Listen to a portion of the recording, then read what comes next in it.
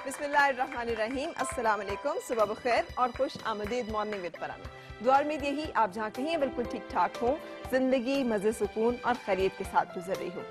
बहुत सारी सिफ़ात ऐसी हैं जो कि काबिल तारीफ़ होती हैं, लेकिन कुछ ऐसी हैं जो ख़ास तौर पे तारीफ़ की काबिल होती हैं। एक हदीस मुबारक जो कि मुस्लिम शरीफ में है कि आप सल्लल्लाहु अलैहि वसल्लम की एक दफ़ा कबीला अब्दुल कैस के वफ़द से मुलाकात हुई, तो उनका जो हेड था, सरबराह था, जिसका नाम उम्मुल शेख था, तो आपने तारीफ़ की बाकायदा तौर पे दो चीज़ों की। उन्होंने कहा कि आपके जो कबीला है और आपके जो लोग हैं उनमें दो ऐसी खूबियाँ पाई जाती हैं जो कि अल्लाह ताला को बहुत पसंद है। वो खूबियाँ अगर हम देखें तो एक बुर्दबारी और दूसरी तहम्मुल मिजाजी। बुर्दबारी जिसे हम गैर जज्बातियत भी कहते हैं, जिसे कि मैं एक के ऊपर फोकस इस वक्त करना चाहूँगी।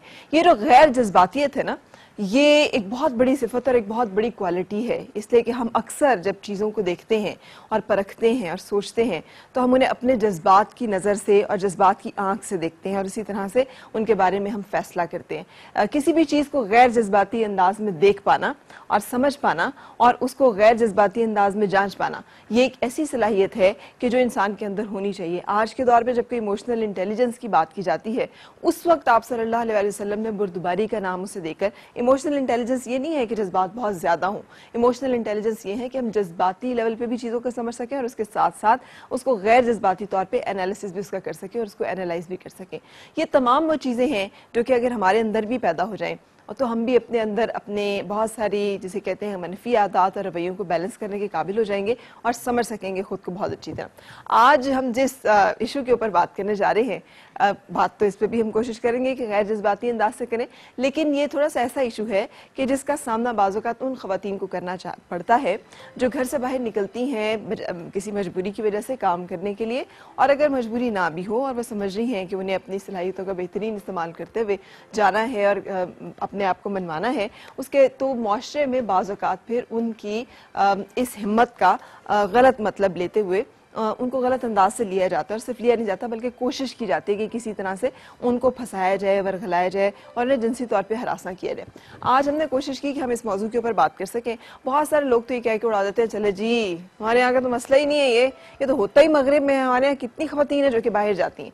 लेकिन आज रोज़ बरोज़ ख़वातीन जो है वो ज़्यादा से ज़्यादा तादाद में, भले वो घर में एक घरेलू मुलाजमा है, भले वो किसी जगह आया की नौकरी करती है, किसी हॉस्पिटल में नर्स की करती है, किसी जगह पर सेल्स गर्ल्स है, या फिर कोई भी ऐसा काम कर रही है, अच्छी बड़ी पढ़ी लिखी, या फिर कोई ऐसी काम जिसमें कि हुनर इन्वॉल्व है, वो बाहर निकलती है और मर्दों का और मुआशरे का मुकाबला करती है।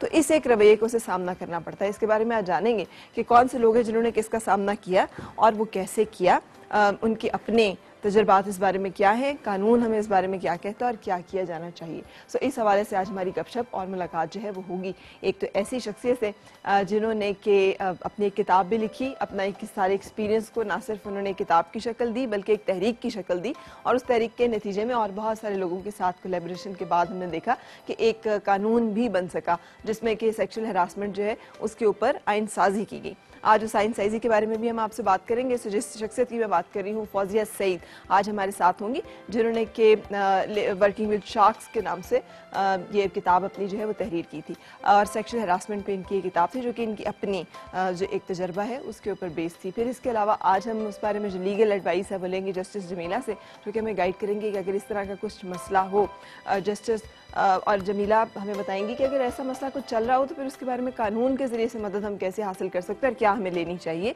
और किस हद तक कानून हमारी मदद करने के लिए तैयार होगा।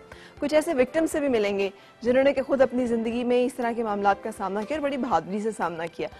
उन्होंने इसको यानी अपने लिए कोई एक वजह नहीं बनाया कि वो नौकरी छोड़ के घर बैठ जाएँ या फिर किसी की कोई नाजायज़ जो बात है उसको तस्लीम कर ले, और उन्होंने इसका मुकाबला किया।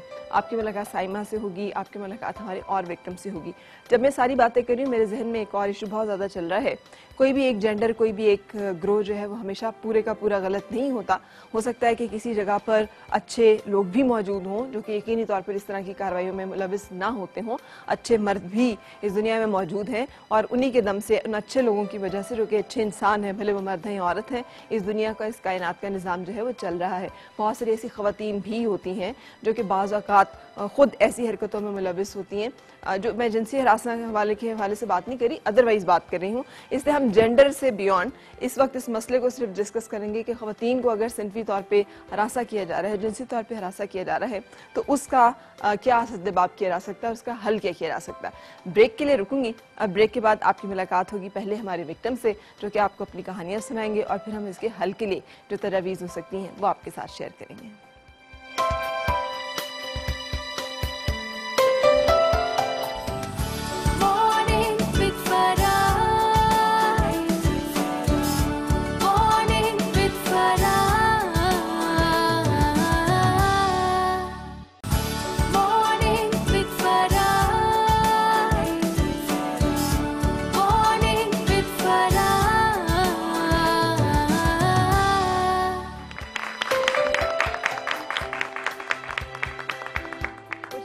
और सब खैर जनाब, आज हम सेक्सुअल हरासमेंट पे बात करने लगे हैं। और sexual harassment at work place, काम की जगह पे औरत को तंग किया जाना और हरासा किया जाना एक ऐसा मसला है जिसका सामना शायद हर वो शरीफ खातून करती है जो सिर्फ काम करना चाहती है। बहुत सारी ऐसी बाज़ात शायद लोग होते हो जिनको इसमें ज़्यादा दिलचस्पी ना हो, लेकिन अगर आप सिर्फ काम से काम रखना चाहें फिर भी आपको तंग किया जाए, ये एक ऐसी बात है जो कि परेशान करना, और किसी भी इंसान को और औरत को खास तौर पे इस तरह से परेशान नहीं किया जाना चाहिए। ये मेरी बात नहीं है, मैंने कुछ लोगों के रिकॉर्ड किए हैं कमेंट्स, लेकिन चूंकि सब ख़वातीन थी तो बहुत सारे लोग अपने चेहरे और नाम पोशीदा रखना चाह रहे थे। हमने उनकी इस जो एक मजबूरी थी उसको मद्देनजर रखते हुए उनके कमेंट्स रिकॉर्ड किए, मैं आपके साथ तो शेयर करना चाहूँगी।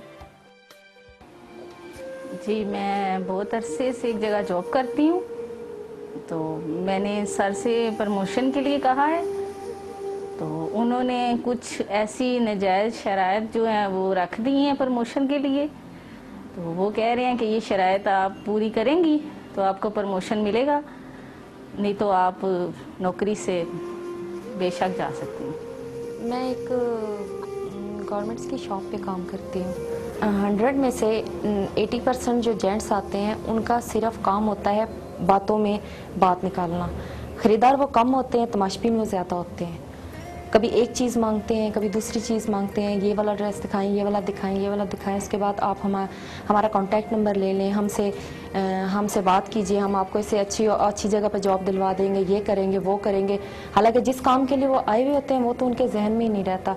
और कोई कपड़ा दिखाने के लिए उनको दो, तो जब वो ड्रेस कोई मैं दिखाने के लिए उनके आगे दूँ तो वो कभी हाथ लगा जाते हैं, कभी क्या करते हैं।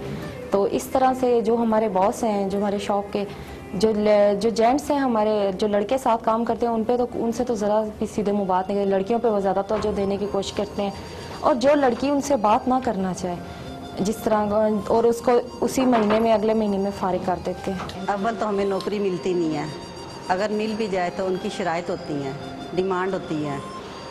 जब हम नौकरी के लिए चले जाते हैं तो हमारे साथ वो अच्छा नहीं करते हैं, कभी हमें गंदी नज़रों से देखते हैं, कभी हमें हाथ लगाने की कोशिश करते हैं।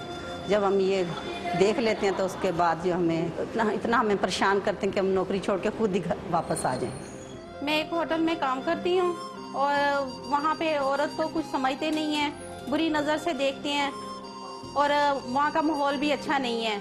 अगर लेडीज़ के कोई काम हो तो खुद कहते हैं कि आप ये झुके ये काम करो, क्योंकि औरत को देखते हैं यूँ टेढ़ी नज़रों से। और औरत अगर अच्छी हो